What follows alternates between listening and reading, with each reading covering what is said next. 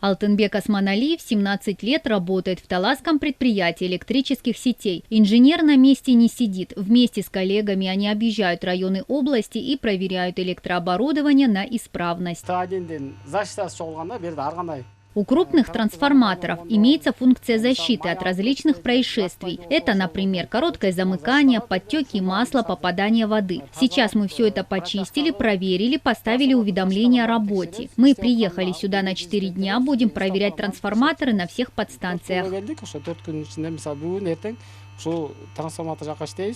Сейчас подготовка к зимнему отопительному сезону началась на Кировской подстанции. Работу усложняет сильная жара, но энергетики мужественно переносят пекло и не останавливают ремонтные работы.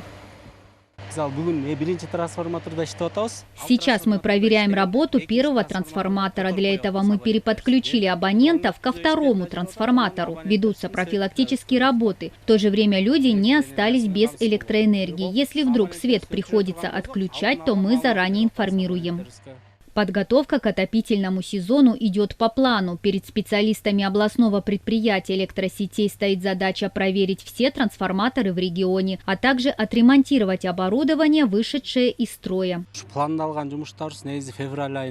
Плановые мероприятия начались уже в конце февраля. В начале года утверждается специальный график. По области имеется 25 подстанций. И к осени мы на всех этих подстанциях должны закончить профилактические и ремонтные работы. На сегодняшний день Таласское предприятие электросетей обслуживает 51 тысячу с небольшим абонентов населенных пунктов и 2591 учреждение. Мадина Низамова, Кайнар Ормонов, ЛТР, Таласская область.